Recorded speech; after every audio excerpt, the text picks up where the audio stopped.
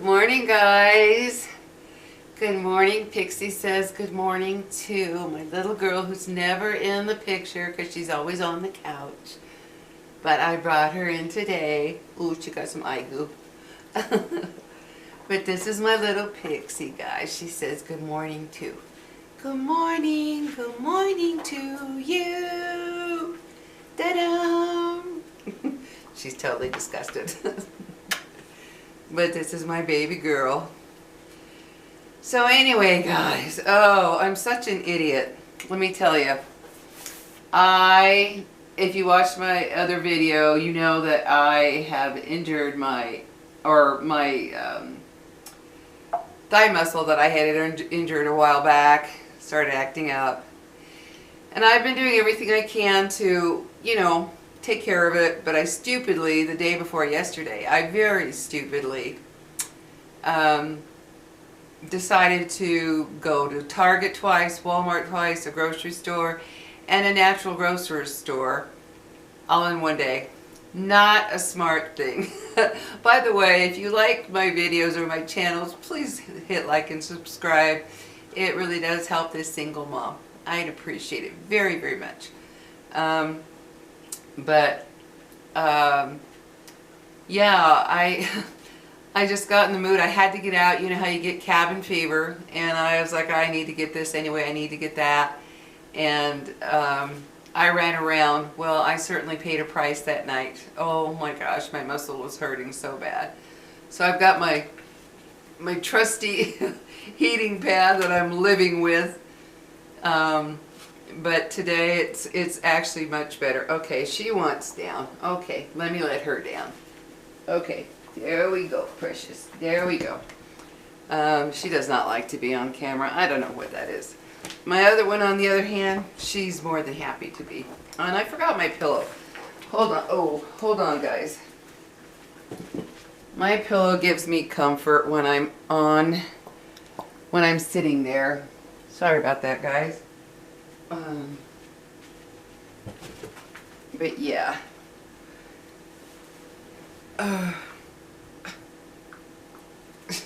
Anyway. Yeah, so I'm gonna force myself to take it easy today. Watch this thigh muscle. Take in some natural supplements for it and a natural arnica cream, which really has been helping. In case you guys don't know about arnica, let me tell you, arnica cream and arnica pellets that are homeopathic that you get at a health food store. Boy, did it make a difference when I started using that for my muscle. I mean, like immediately. It was that same day I could feel the difference. I got the arnica cream at Target. I rubbed a bunch of it into the thigh area. And oh my gosh, it is really helping more than all the aspirin, which is not good to take every day, and I was taking it a lot to help with the pain. Now just the natural stuff is, because I have a homeopathic doctor and she told me to start this, so I did, and it's helping. Anyway, enough of my personal misery. But I wanted to make this video today about the after divorce blues because of something I ran into while I was at Target. The universe keeps providing me with things to talk about. But there was a woman there with, I assume, well yeah, it was her mom, because she said, hey, she was like, oh mom. So yeah, it was her mother. And she was saying, I hate to be in this store. This is where we always went together. I never thought I'd get a divorce. Boy, did that ring a bell for me. I've been married twice, guys. The first time I was just a teenage fool who got married. Lasted 3 years. That doesn't even play into my life at all. But the second marriage was 22 years and 5 kids. I mean, I had 1 child in my first marriage and then 4 in the second. And so that was a long time, a long part of my life. And I'm making this because I could really sympathize and empathize with that woman. She was younger. She was younger, much younger than me. But when I'm going to be 70 in April. God, I can't believe it. And I got divorced in 2003. So, yeah, we're going on 22 years.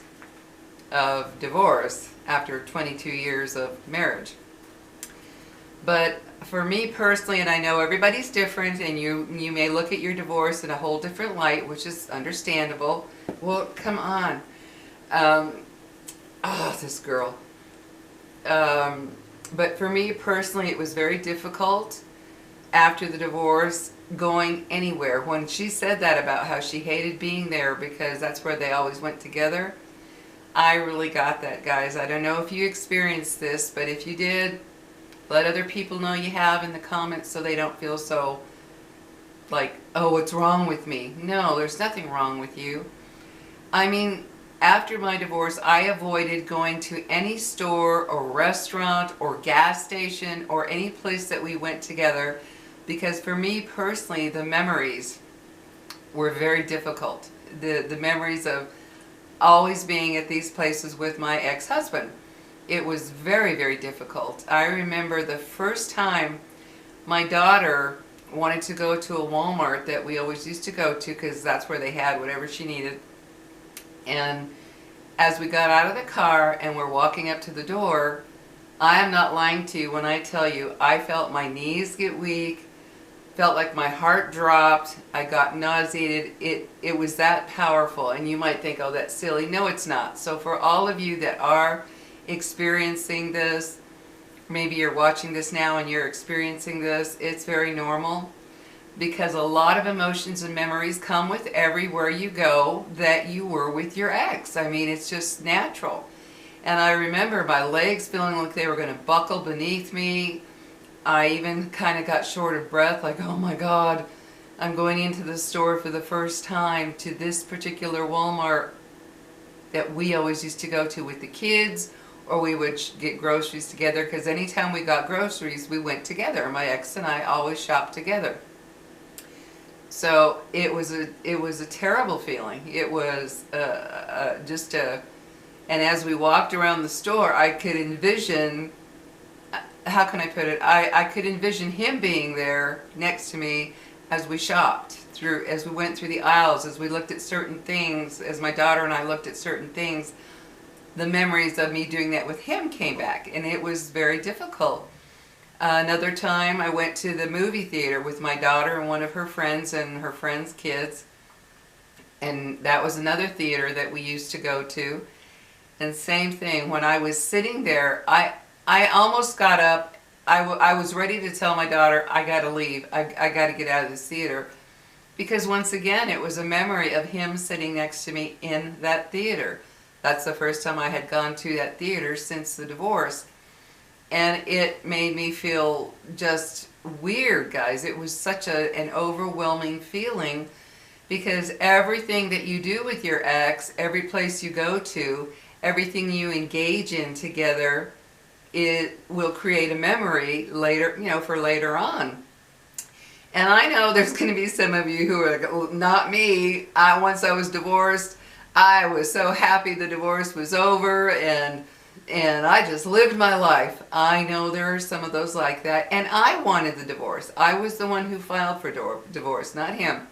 Even though I wanted that divorce, and believe me, I wanted it, because he was abusive and he had gotten into drugs, and that was something I just couldn't cope with after so many years. The drug part was the last 6 years of our marriage, which was living hell. And the abuse part started before we were even married. Shows you how smart I was back then. But I don't beat myself up for it. I was young. I was in my 20s. I wasn't thinking. But yeah, there are those who are going to just be thrilled. But for me personally, even though I wanted that divorce, it was still very painful. I mean, 22 years is a long time. And raising 5 children together, that's not just peanuts, you know, that's a major portion of your life and your memories and your experiences, what have you. And there were many times I cried, and it was weird. That's why I'm calling it the after divorce blues. Because for me personally, you go, or for a lot of you, you go through a grieving period, even if you want it. You go. And like I say, this is not for everybody. There's those of you who are very happy. But you go through a grieving period in a lot of cases. It's a very personal grieving period of it's almost like a death. All of a sudden this person, this person is in your life, and then all of a sudden they're gone.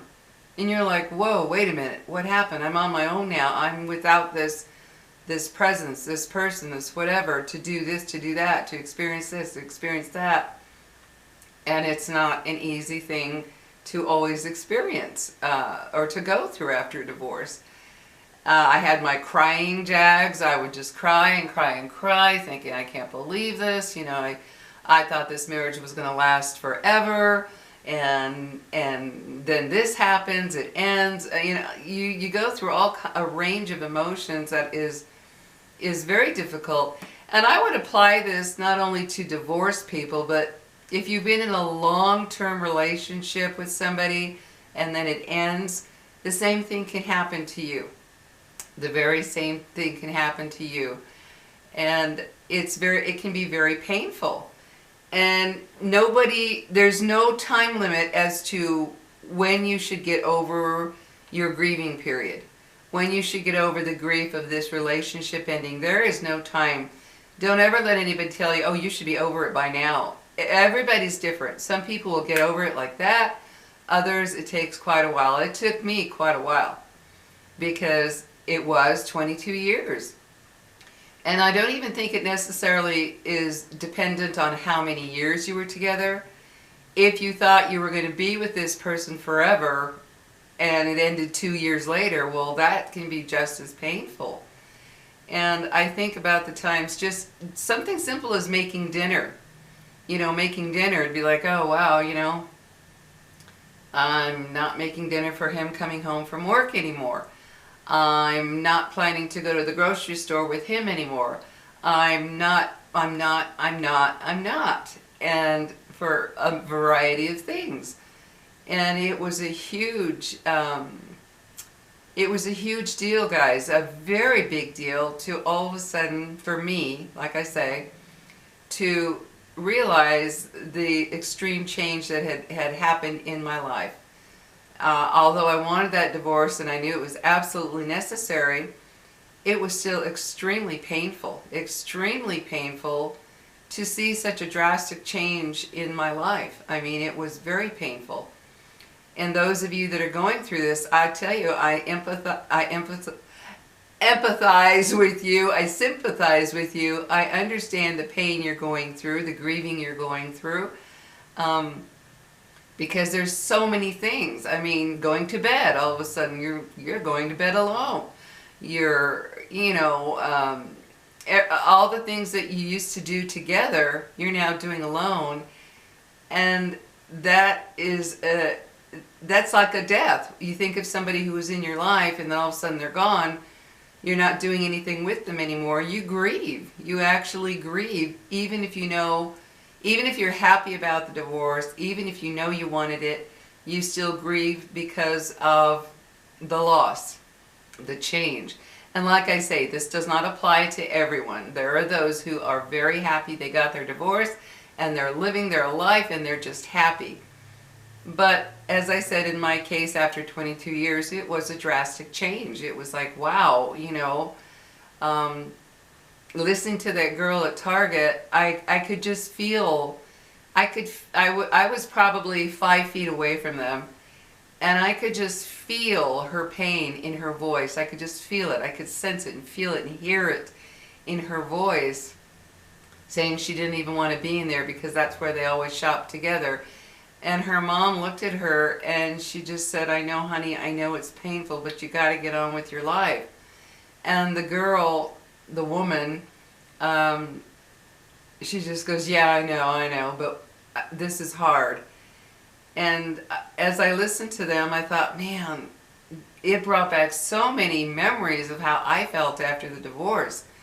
The sorrow of what you thought you were going to invest your life in, the loss of it, maybe the dreams and plans you had for as time went by, as you get older together, as you plan what's going to happen when you have your kids, what happens after your kids are gone, all these little plans that kind of go on in your head while you're together, and then they're just gone, instantly gone, when after that divorce or that breakup.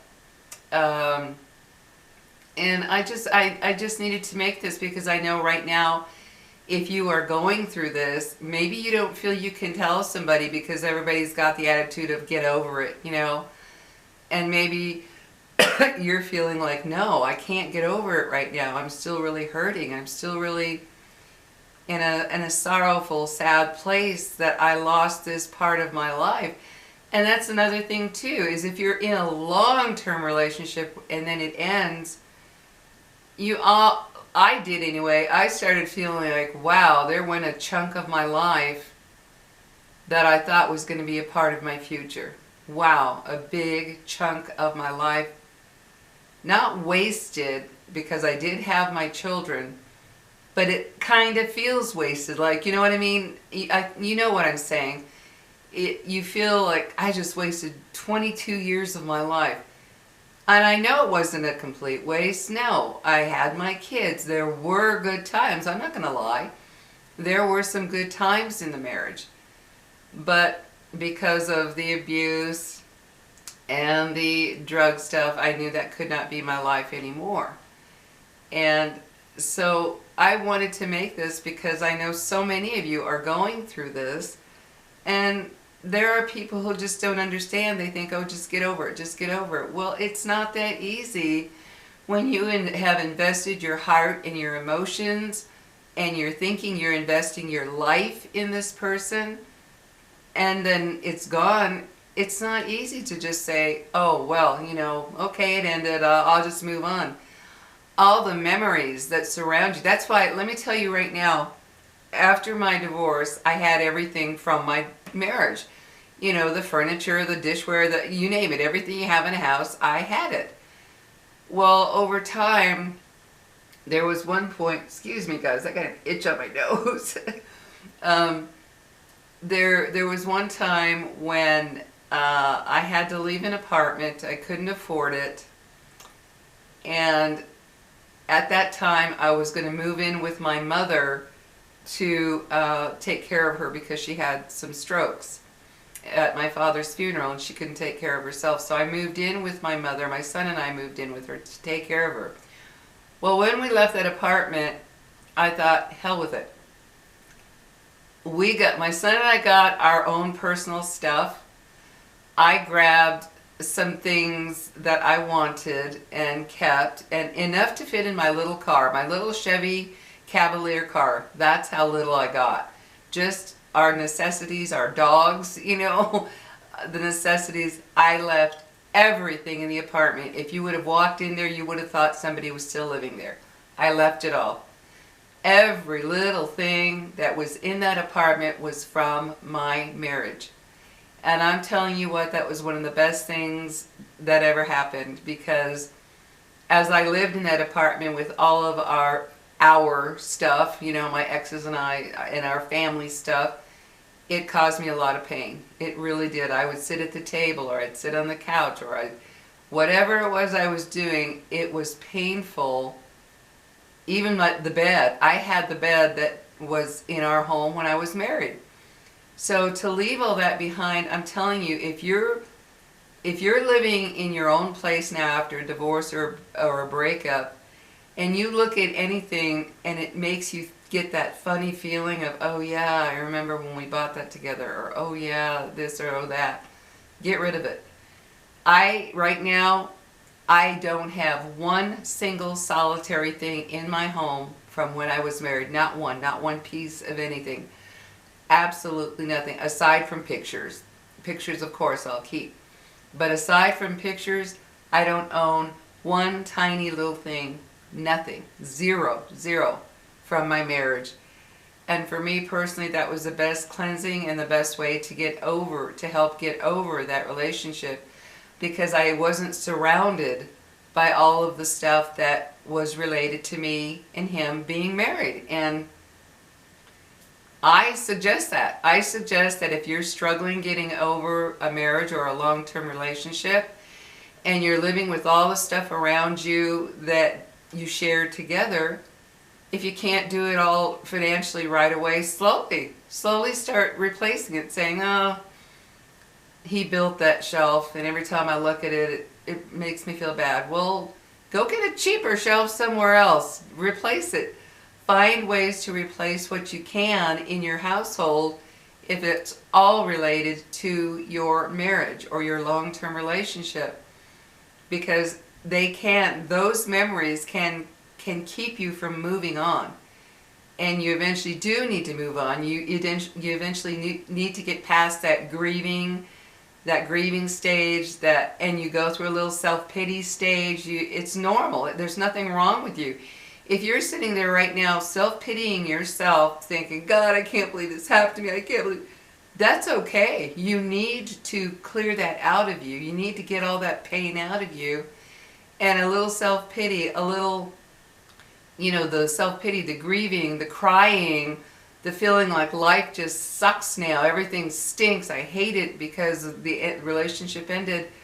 There's nothing wrong with you, nothing at all. That's all normal. Like I said, look at it like the death of somebody you were with. Even if you hated that person, there are people out there who absolutely hated their ex, but once that divorce or relationship happened, they were still heartbroken. And that's because you're investing your heart into somebody. And even if they do things to make you absolutely despise them, you think about things that were good. You think about, well, I remember when we went here, or we used to eat at this restaurant, or when we'd go fishing or camping, or I remember this, I remember that. And you think of those little good times, and they can interfere with you just letting go and saying, you know what?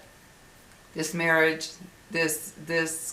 I mainly say marriage because, well, but it also works in terms of long-term relationship, a romance. I'm talking about a romance, a romantic relationship, marriage or long-term. I'm not talking about just everyday relationships. I'm talking about, a love relationship, let's put it that way.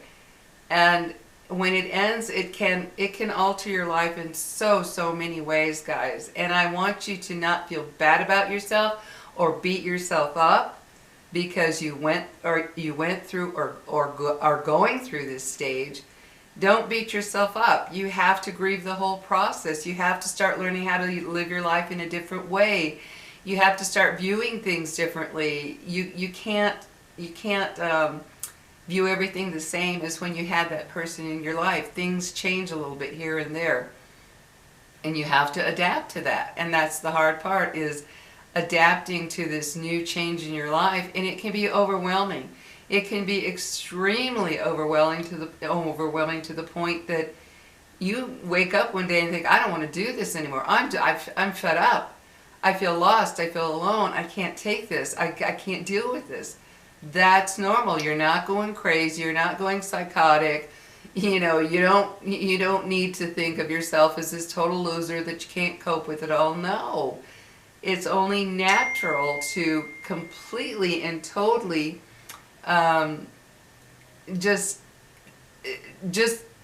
be so overwhelmed that you feel like you can't get through another day. And sometimes you need to go with that. Sometimes you need to lie in bed, cry your eyes out. I did.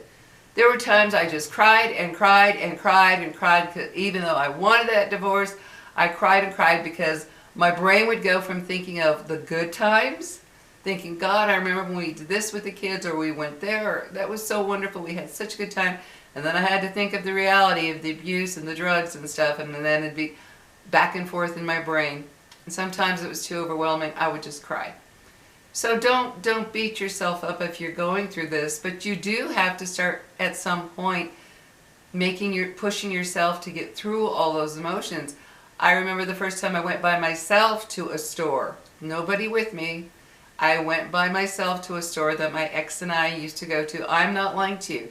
I had to sit in the car, breathe, and tell myself, Lori, you can do this. It's just a store. It's just a store.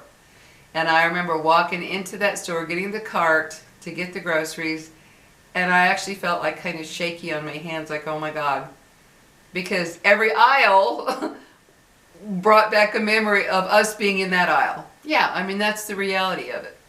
But I would push myself, and then I'd say, okay, you can go to this, go get some food from this fast food place or restaurant, and you can do this. And I would push myself and push myself to the point where nothing affected me. Not one single place I went to, looked at, walked into, ate from, not one affected me at all. But it took time.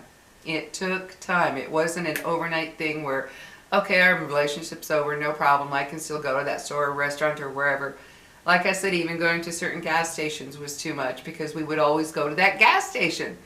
And it's just what your brain is doing with your memory, constant memories. Well, now that doesn't happen. Well, of course, it's been almost 22 years, but it you know, after it stopped in the beginning, it actually took a couple of years, to be honest with you. It wasn't something that happened in a couple of months.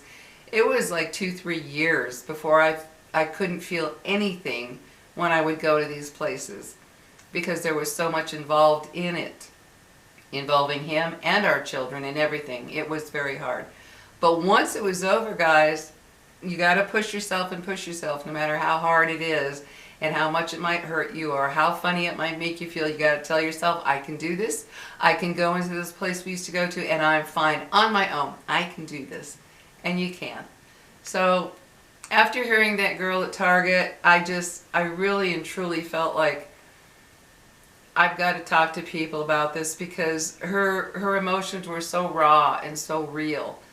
And she I don't know how old she was. I would say to be honest with you, she looked like she was in her late 30s. So that was probably, you know, very difficult being still so young, thinking she had a future ahead with this guy, and it's gone. So guys, if you're going through this, please be gentle with yourself. Find ways to comfort yourself when you're feeling that kind of down and out mood. Make a nice cup of tea. Give yourself a nice treat. Baby yourself. Yeah, baby yourself if you're going through that because you need to feel that you're okay. And maybe talking to somebody that you know you can talk to about it and isn't going to get mad at you because you don't do what they think you should do. You know, somebody who, well, you should just do this and you should do that. No, that's the last thing you need when you're going through a rough time in any area in life. You need somebody who can listen to you and maybe talk with you and converse with you and help you through the rough time you're going through, because that's what somebody needs when they're struggling with something. They don't need somebody directing orders at them. They need somebody who can converse and share thoughts, and that can help you a lot. So do that too. Call maybe a good friend or a family member or maybe a therapist or a church member or something like that, a priest or a pastor or somebody that you can relay your emotions to. And that can help you start breaking out of that bubble of you're protecting yourself from the hurt out there that is a constant memory from when you had your life with this, what you thought was special someone. So remember that, guys. But I got to get now. Time almost done with this camera. As usual, my little Lily says goodbye. Say bye. See you later. You guys take care and treat yourself well. You'll get through this. I promise you. You will get through it if you push yourself through after you go through the whole grieving process. You'll get through it. Just got to get stronger day by day, but don't beat yourself up if you don't do it right away. So take care, guys. I'm in my fuzzy, warm PJs because I'm not going anywhere today. I'm resting my thigh to help heal it with my trusty heating pad from Target. So anyway, take care, guys, and be good to yourself and be good to others, too. It'll make you feel good to be good to others and understanding. And they can be understanding to you, too. So take care, guys. I will see you later. Okay, baby. Mama's gonna giddy up. Gotta get up. Oh, like an old lady pushing herself up because of her thigh. Take care, guys. See you in the next video.